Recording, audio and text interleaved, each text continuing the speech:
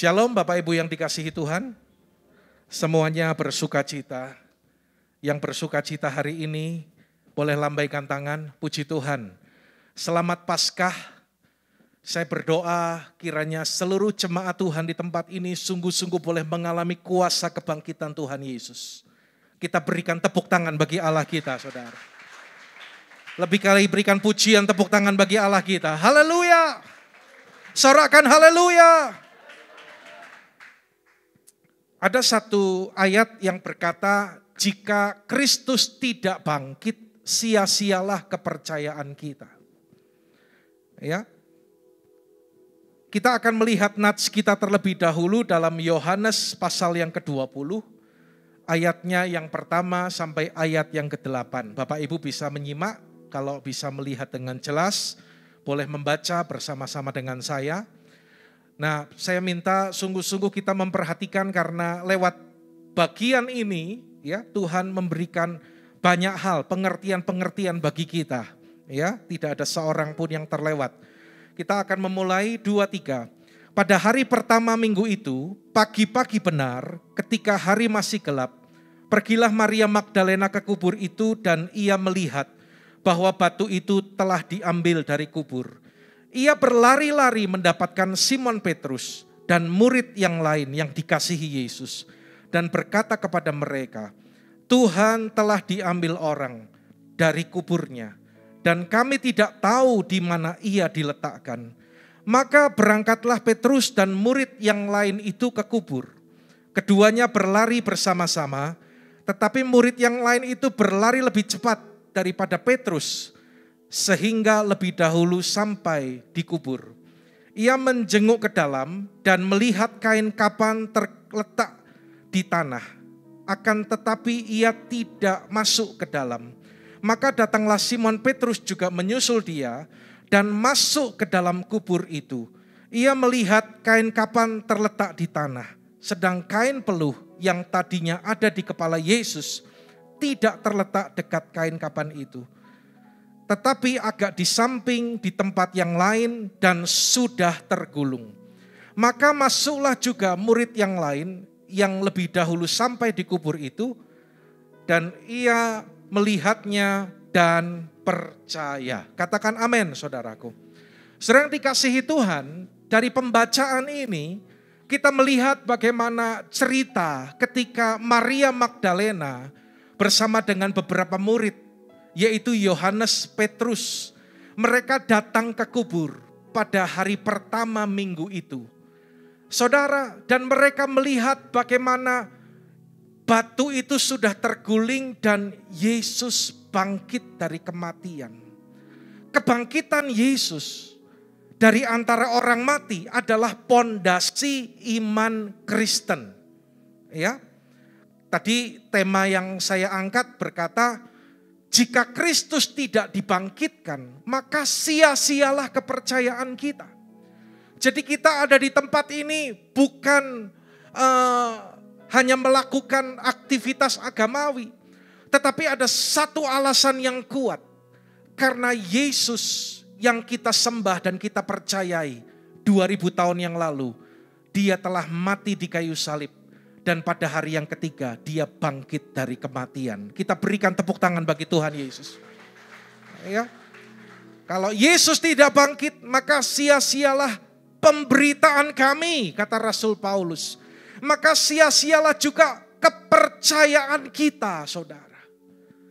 Puji Tuhan, Yesus mati dikubur. Dia bangkit pada hari yang ketiga karena dia membuktikan bahwa dia adalah Tuhan. Saudara, perhatikan ini baik-baik. Semua manusia, termasuk nabi, termasuk rasul-rasul, semuanya pernah mati, dikuburkan, dan tidak pernah bangkit. Karena mereka adalah manusia biasa. Hanya satu yang mati dan bangkit, naik ke sorga, dan akan datang kembali untuk menjemput kita sebagai mempelai wanitanya. Yaitu Allah yang kita percayai dan kita sembah di dalam Tuhan Yesus Kristus. Yang percaya katakan amin, saudaraku.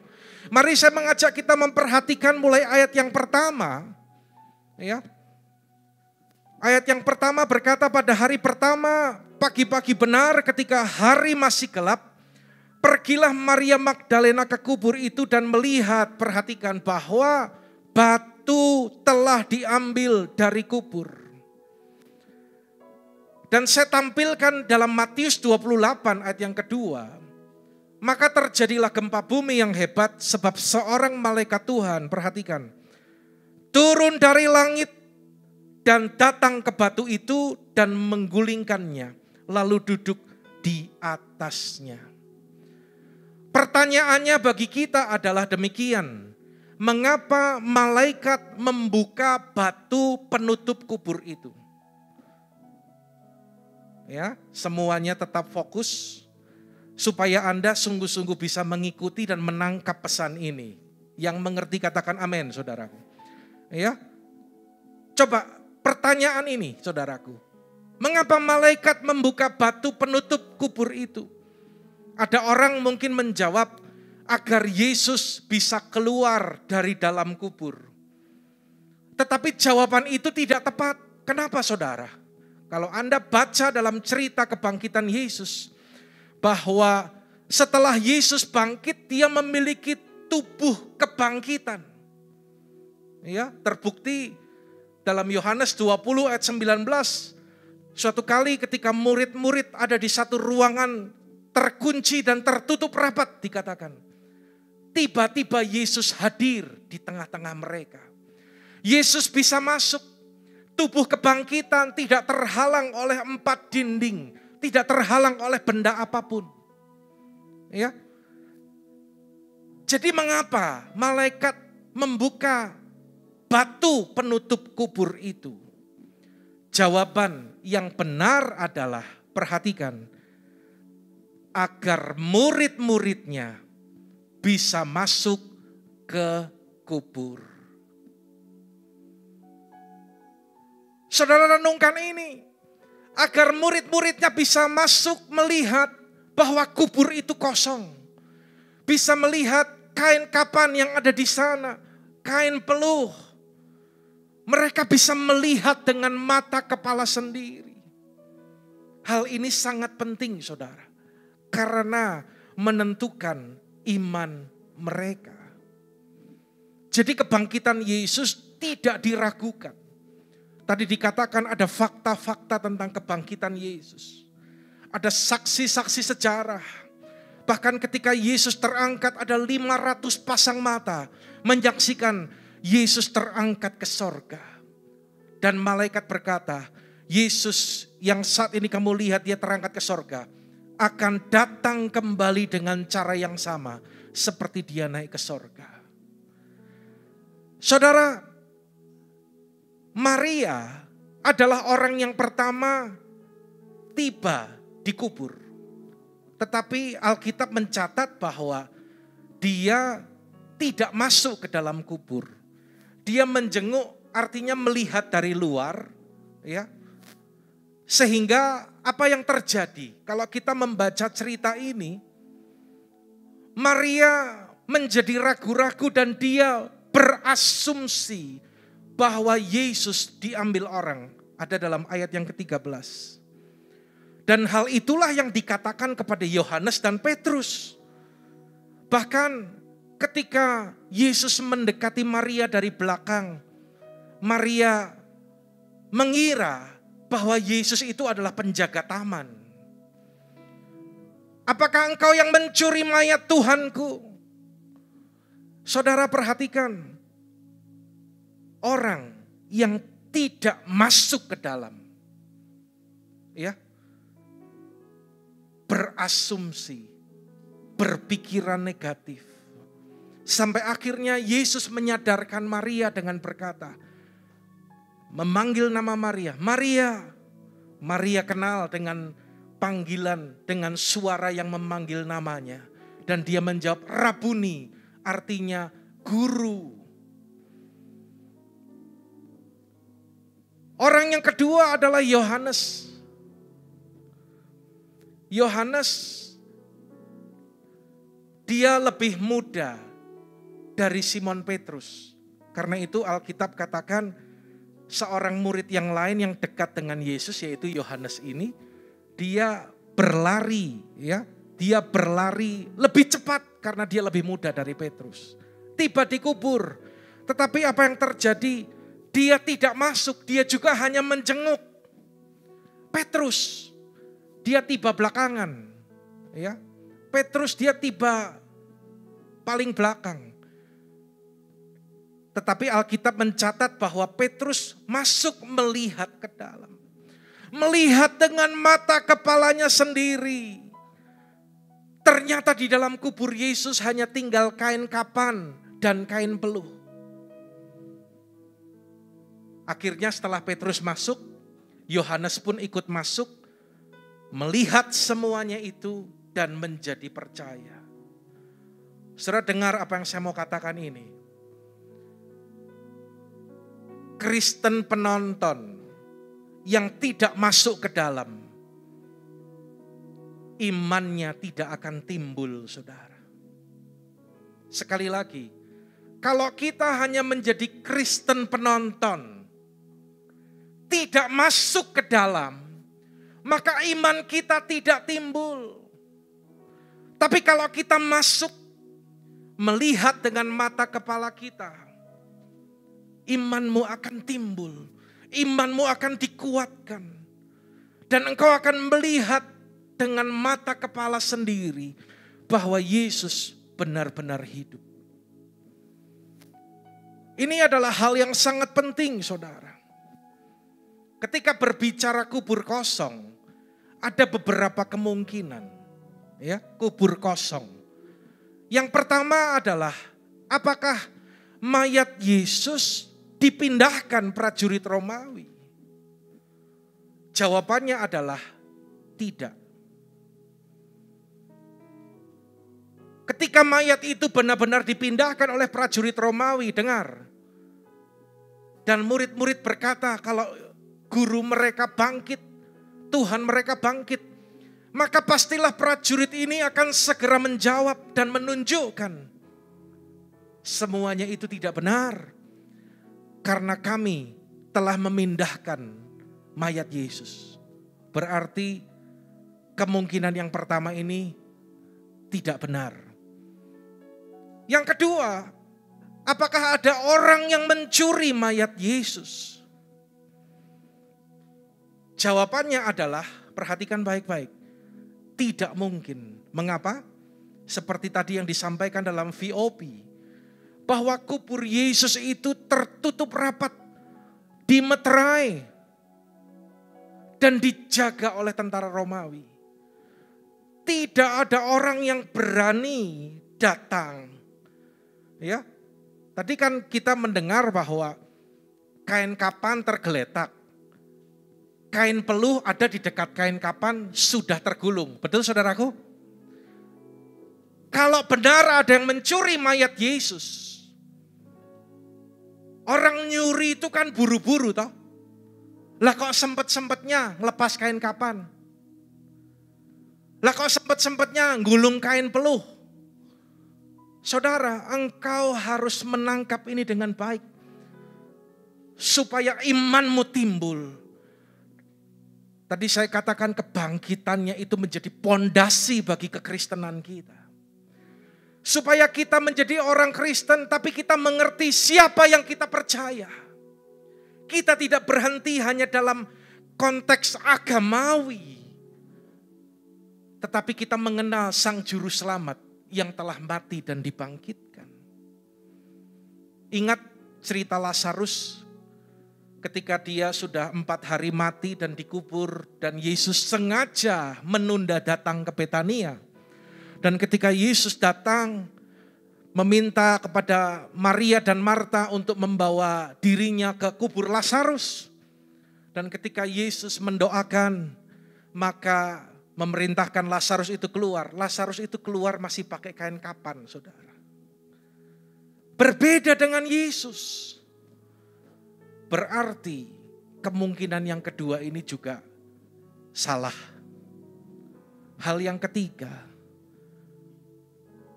Apakah murid-murid salah masuk kubur? Semua masih memperhatikan, amin. Yang ketiga kemungkinannya apa?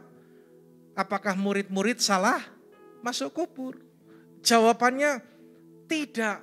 Tidak mungkin. Kenapa saudara? Jelas. Dikatakan bahwa kubur itu adalah kubur milik Yusuf Arimatea. Jadi itu kubur pribadi saudara. Bukan kuburan umum. Ya. Dan kalau memang benar murid-murid itu salah masuk kubur, maka dengan mudah Yusuf Arimatea ini akan menjelaskan. Kalau nanti suatu saat Anda ke Israel, ya, ikut tur ke sana, yang seharusnya 2019 itu kita sudah berdoa untuk 2020 itu ada agenda. Ke sana saudaraku saya akan memimpin rombongan, tetapi karena pandemi jadi tertunda. Berdoa dari sekarang.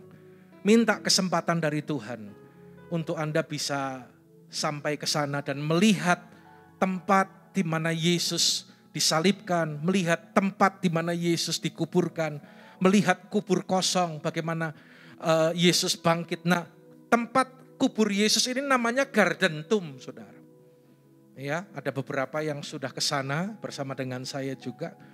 Jadi kubur Yesus itu sekarang dipercantik dengan taman yang indah di sekeliling kubur itu. Ya. Di pintu itu sengaja dibuat tulisan.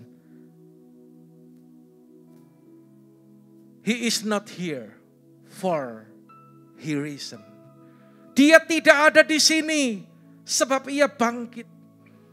Saudara, setelah Yesus bangkit, itu kan kubur dipinjami oleh Yusuf Arimatea kan? Ya. Kenapa kubur yang sudah kosong itu tidak digunakan ketika Yusuf Arimatea wafat? Tidak dikuburkan di tempat itu. Kubur Yesus itu sangat bagus. Dan saya mendengar kuburan Yusuf Arimatea yang digunakan oleh Yusuf Arimatea sendiri itu tidak terlalu bagus, saudara.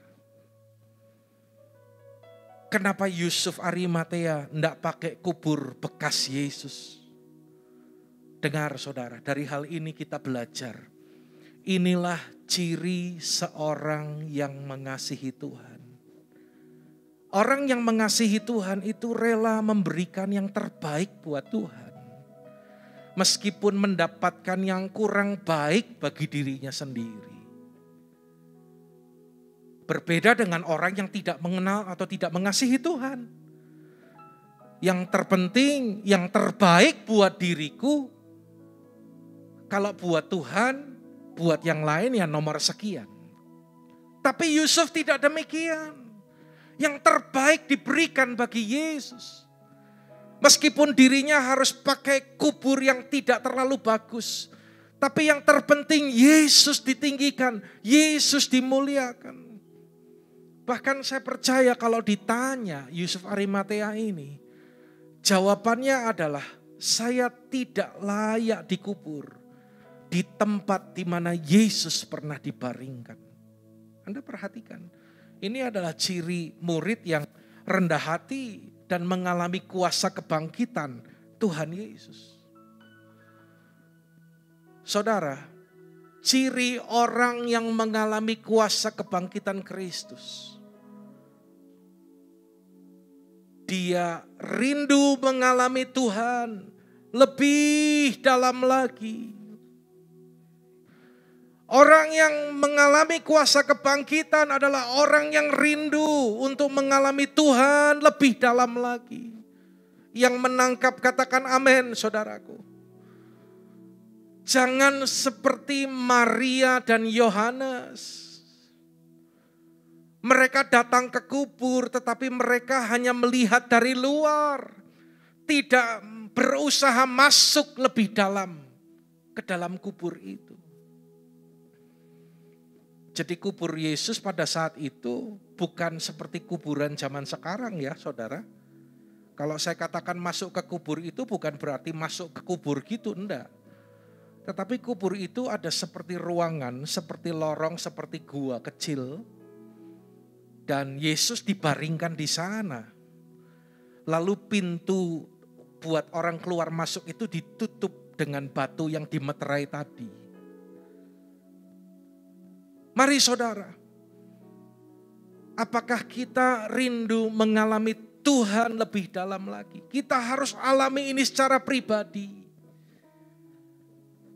Sekali lagi saya katakan kepada jemaat Tuhan, engkau harus alami ini secara pribadi. Bukan dari kata dan cerita orang. Jangan berhenti di depan pintu kubur. Seperti Maria, Magdalena, dan Yohanes. Tetapi Petrus, dia menerobos masuk ke dalam. Dan dia mengalami perjumpaan dengan Tuhan. Saudara, dalam cerita orang Majus, ketika bayi Yesus lahir, orang Majus itu dalam Matius pasal yang kedua, ayat yang ke-10 dan 11, nanti Anda bisa lihat. Ya. Ketika mereka mengikuti bintang itu dan tiba di tempat yang ditunjukkan, orang Majus itu masuk dan sujud menyembah. Kalau dari tadi saya sampaikan tentang bagaimana masuk lebih dalam. Orang Majus bisa menyembah karena dia masuk. Kalau lihat dari luar, itu hanya penonton. Sekali lagi saudara, kalau lihat dari luar namanya apa? Lebih keras lagi, kalau hanya dari luar namanya apa? Kalau penonton, ya dapat berkatnya berkat penonton. Tapi kalau ingin mengalami Tuhan lebih lagi, engkau harus masuk lebih dalam lagi saudara. Engkau akan mengalami Tuhan yang akan menjamah kehidupanmu. Mari pada perayaan Paskah tahun ini, saya berdoa supaya setiap jemaat Tuhan menangkap pesan ini dengan sungguh-sungguh. Seperti orang Majus yang masuk dan sujud, ini worship ya. Ini penyembahan saudara. Maka hidupnya diubahkan. Contoh yang kedua adalah Simon Petrus. Satu kali Yesus berkata kepada Petrus, Yesus ada dalam perahu mereka.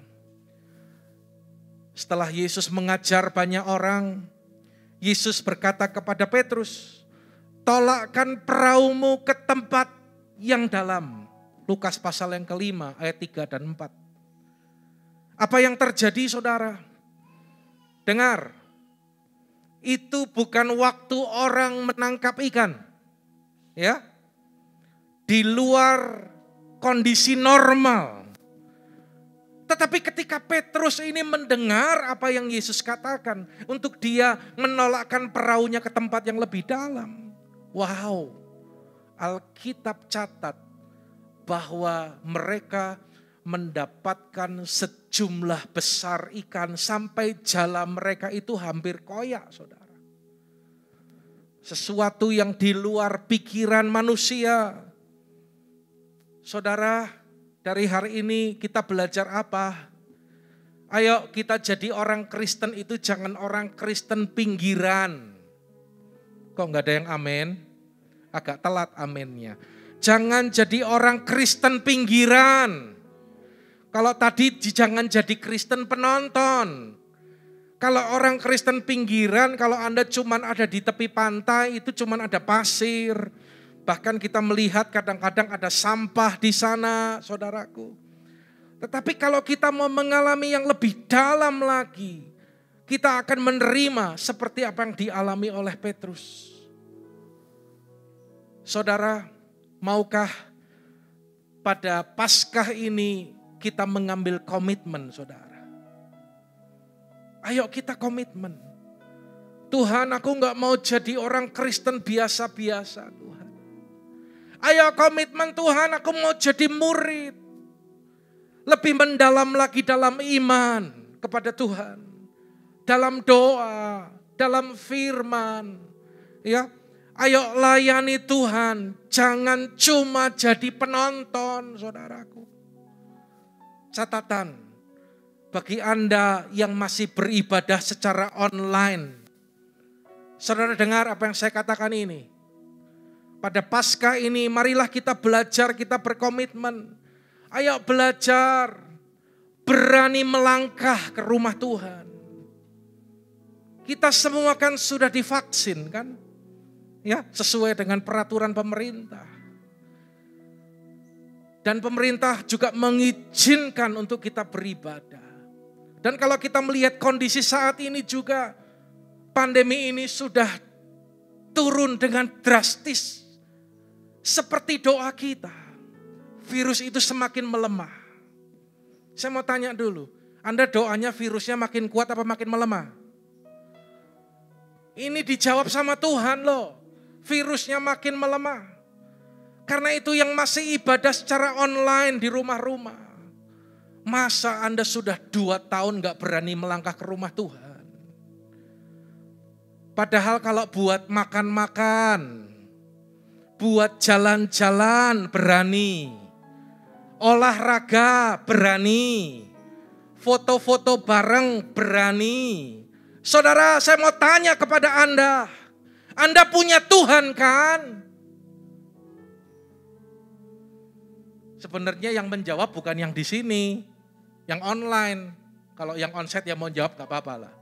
Anda punya iman kan?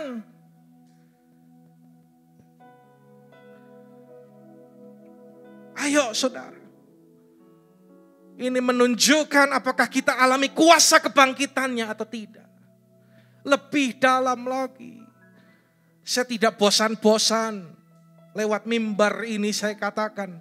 Juga lewat WA saya ingatkan. Ayo bergabung dalam morning call. Supaya Anda bertumbuh. Ya. Tergabung dalam kul supaya kita itu punya keluarga rohani. Ayo jemaat Tuhan, saya minta kepada saudara, jangan didorong-dorong terus dong. Ayo ini adalah pilihan pribadi kita di Paskah yang luar biasa ini. Keputusan saudara, apakah engkau hanya ngintip dari luar, jadi penonton, jadi Kristen pinggiran, atau kita mau masuk lebih dalam lagi. Kalau engkau masuk lebih dalam lagi, imanmu akan bertumbuh dengan luar biasa. Yang menangkap katakan amin. Berikan tepuk tangan bagi Allah kita saudara.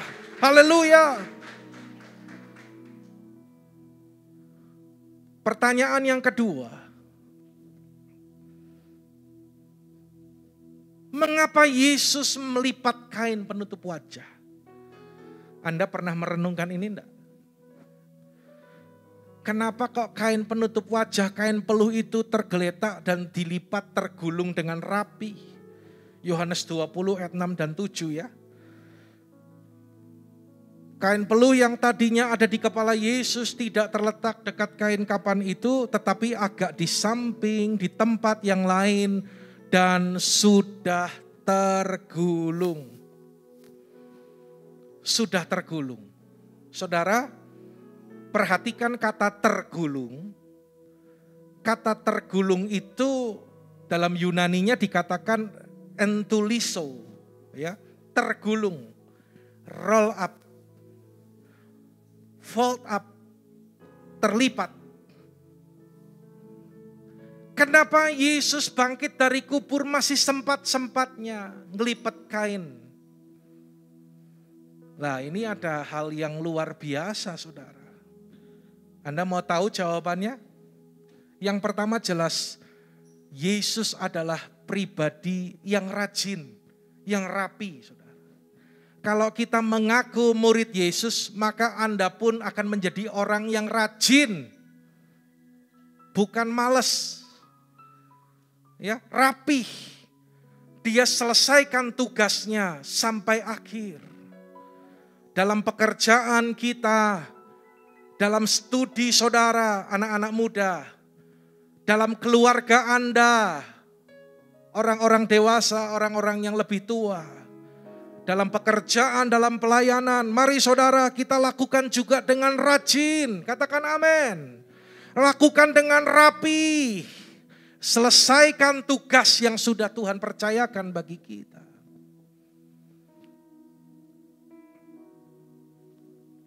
Dan yang kedua, kata terlipat itu Anda perhatikan. Budaya orang Yahudi, kalau makan, makanan itu disiapkan oleh budaknya. Budak itu menata meja, terus diberikan kain kepada tuan yang mau makan. Dan budak itu ada di dekat tuannya, berdiri. Kalau Anda makan di rumah makan yang cukup bagus, cukup baik, ada satu pelayan yang ada di sudut ruangan. Dia berdiri gini aja. Matanya terus mengawas-awasi. Kalau ada tamu yang perlu bantuannya. Itu yang terjadi, saudara. Budak ini juga berjaga-jaga kalau sang tuan itu perlu bantuan. Kalau sudah selesai makan, maka tuan itu ambil lap, dia lap tangan, lap mulut. Orang-orang Yahudi itu kan banyak yang brewoan ya, janggutnya panjang gitu. Ya mungkin ngelapin janggutnya, ada yang ketetesan saus apa-apa gitu, saudara. Kalau sudah lap itu digeletakin di meja gini, selesai. Maka ketika tuannya ini pergi, budak itu berani membereskan. Tetapi berbeda ketika ada sang tuan yang dia setengah makan dan dia taruh kain atau serbet itu dan dia lipat, dia taruh di dekat makanan itu. Maka perhatikan, sang budak itu tidak berani membereskan. Kenapa? Perhatikan apa yang saya tuliskan di sana, saudara. Karena kain yang dilipat itu memiliki arti demikian, bahwa ia akan segera kembali. I'll be back. Ketika Yesus lakukan itu dengan kain peluh, dia melipat tergulung dengan rapi. Artinya, saudara, bahwa Tuhan Yesus akan datang kembali. Katakan amin. Kita yang percaya katakan amin. Yesus akan datang kembali untuk menjemput kita. Sambut dengan sorak-sorai bagi dia, saudara. Katakan haleluya. Sorakan haleluya.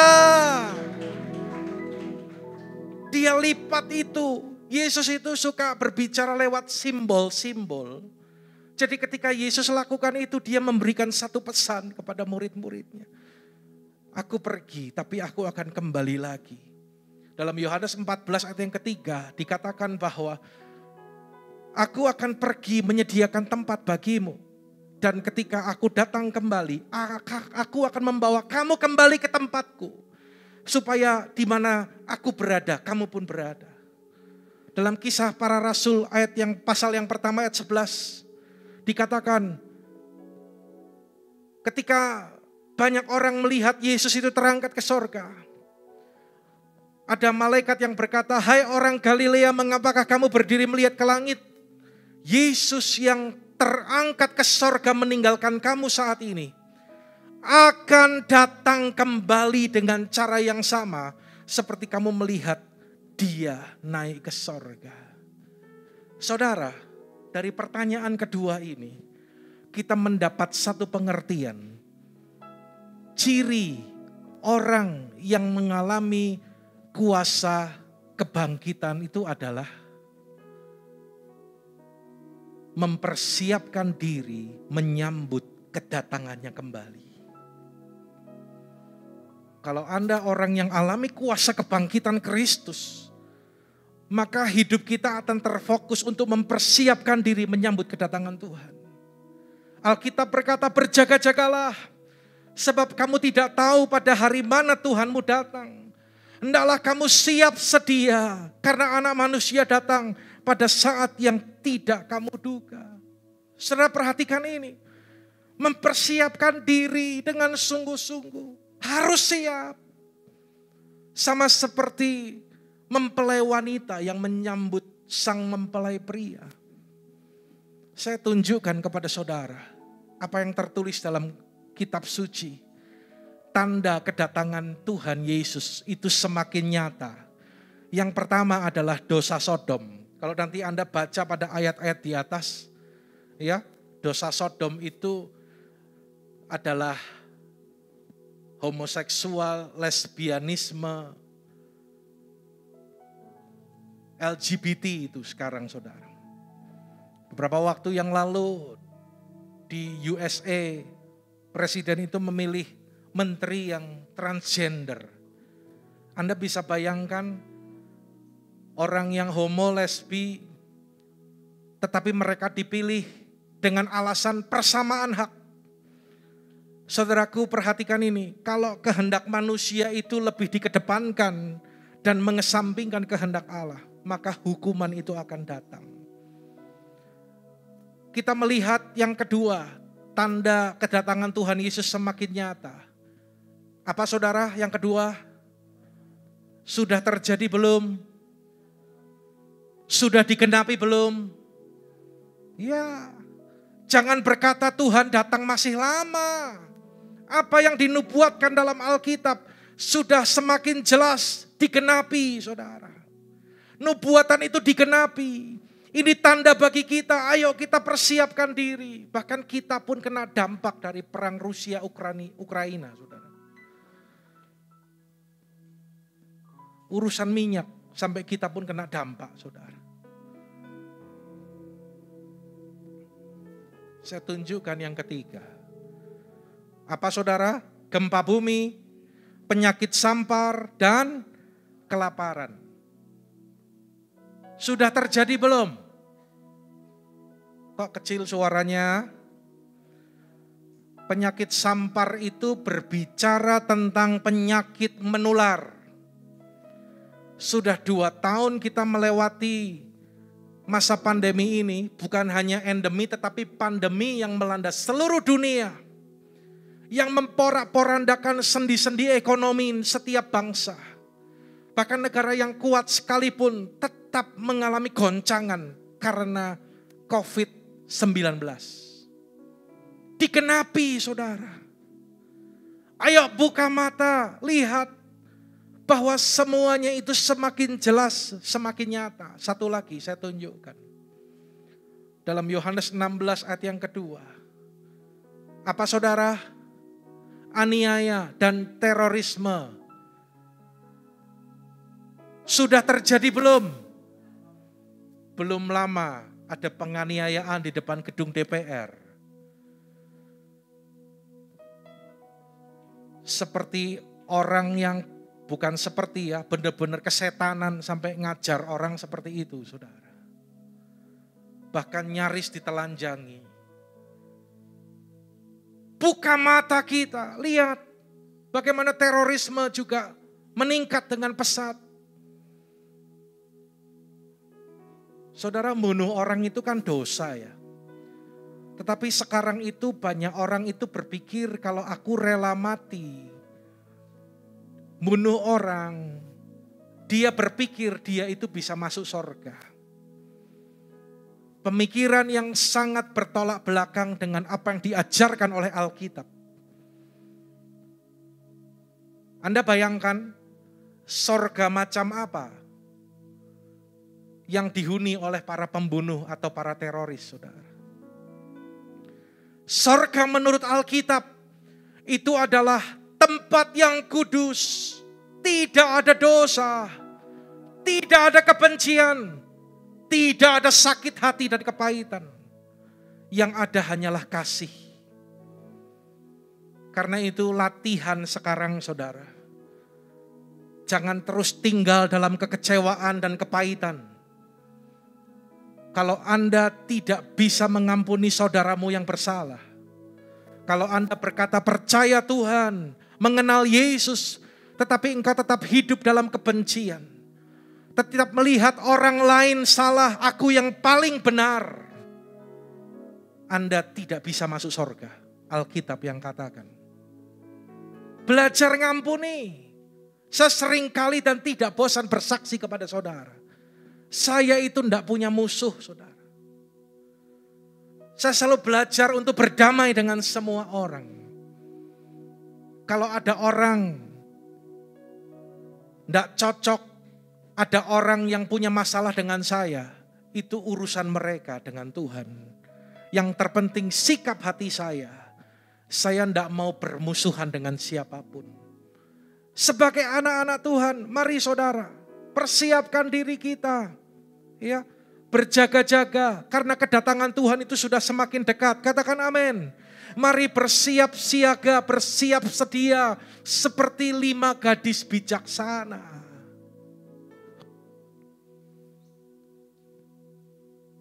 Kita melihat pertanyaan yang terakhir, pertanyaan yang ketiga. Mengapa Maria dilarang memegang Yesus? Kata Yesus kepadanya, janganlah engkau memegang aku.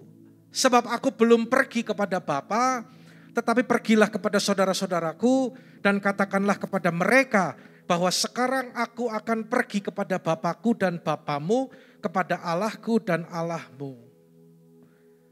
Apakah berarti lewat pernyataan Yesus ini Maria tidak boleh menyentuh Yesus? Saudara, mari kita lihat, bandingkan dengan Matius 28 ayat 9. Tiba-tiba Yesus berjumpa dengan mereka dan berkata, salam bagimu. Ini setelah Yesus bangkit ya. Mereka mendekatinya, perhatikan baik-baik, dan memeluk kakinya serta menyembahnya. Mereka mendekat kepada Yesus, memeluk kakinya serta menyembah. Berarti murid-murid diizinkan untuk memegang kaki Yesus, menyentuh tubuh Tuhan Yesus. Yang mereka lakukan ini adalah tindakan penyembahan, ya, worship, saudara. Mengapa? Anda perhatikan ini. Sebenarnya yang dimaksudkan pada Yohanes pasal yang ke-20 ayat 17-18 itu adalah jangan pegang terus bagi dirimu sendiri.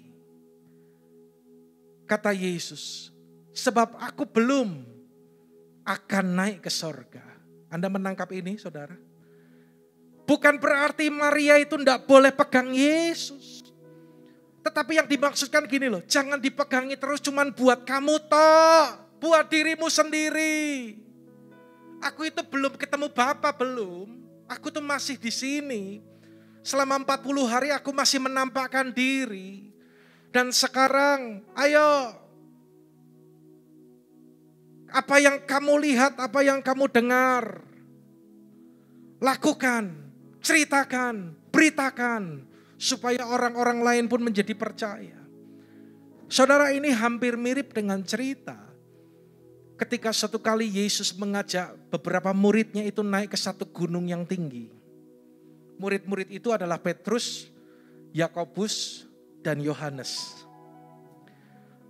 Lalu di tempat yang tinggi itu, dalam suasana hadirat dan kemuliaan Tuhan yang begitu luar biasa, Petrus itu bilang gini, Tuhan, betapa bahagianya kami ada di tempat ini. Baiklah, biarlah kami membuat 3 kemah ya Tuhan. 1 buat Engkau, buat Yesus, 1 buat Musa, dan 1 lagi buat Elia. Karena ada penglihatan. Musa dan Elia itu juga ada hadir bersama-sama. Mereka mengalami hadirat Tuhan, mengalami kemuliaan Tuhan, dan ada penglihatan yang luar biasa. Simon Petrus berkata, ku ingin tetap di sini, menikmati bait-Mu. Ku ingin tetap di sini, sampai kapanpun tetap di sini. Tuhan tegur, saudara.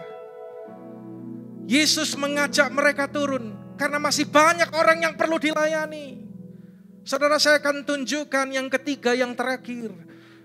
Dari pertanyaan tadi kita mendapat jawaban. Ciri yang ketiga, orang yang mengalami kuasa kebangkitan Kristus adalah sama-sama dengan keras. 2, 3, memberitakan Kristus yang telah bangkit. Sekali lagi lebih keras. 2, 3, memberitakan Kristus yang telah bangkit. Lebih keras lagi semua. 2, 3, memberitakan Kristus yang telah bangkit. Tepuk tangan bagi Allah kita.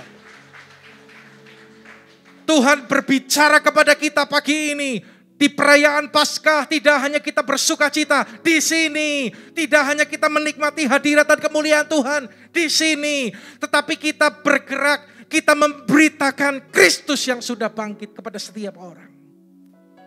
Ini yang Tuhan mau. Karena itu Tuhan melarang Maria untuk menyentuhnya. Jangan cuman buat kamu tok. Ayo saudara, Tuhan pun berkata saat ini. Jangan nikmati hanya buat diri kita. Jangan hanya berkata, Tuhan aku menikmati kebaikan-Mu. Engkau baik Tuhan, sangat baik. Puji Tuhan, Anda tahu bersyukur. Tetapi tidak boleh berhenti di sana. Keluar, beritakan kalau Yesus yang kau sembah itu bangkit dari kematian. Dasarnya apa saudara? Dasarnya adalah karena aku telah melihat. Aku telah mengalami. Saudara, kalau orang ngalami, orang lihat, kesaksianmu itu tidak terbantahkan, saudara. Ya, kalau cuman katanya, satu kali ada seorang pengamen anak, dia nyanyi sambil merem memang. Dia nyanyi gini.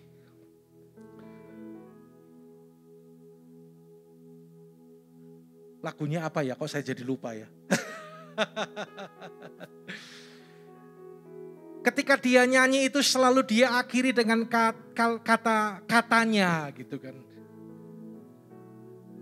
Burung pipit katanya. Hah? Burung nuri. Terus? Ya terserah toh. Kalau saya maunya burung pipit. Kan burung macamnya banyak. Atau di rumah saya kan banyak lovebird. Burung lovebird katanya, mencari makan katanya. Kenapa dia nyanyinya pakai katanya? Ternyata dia itu buta. Dia itu tidak bisa lihat. Saudara jangan jadi orang Kristen katanya. Anda nggak bisa lihat, Anda nggak ngalami sendiri kuasa kebangkitan itu. Tapi saya berdoa Anda ngalami saudara. Katakan amin. Ngalami. Ya, jangan jadi Kristen katanya, tapi harus jadi Kristen nyatanya, Kristen faktanya. Kesaksian Anda, kesaksianmu yang baik, itu menjadi hal yang tidak terbantahkan oleh apapun.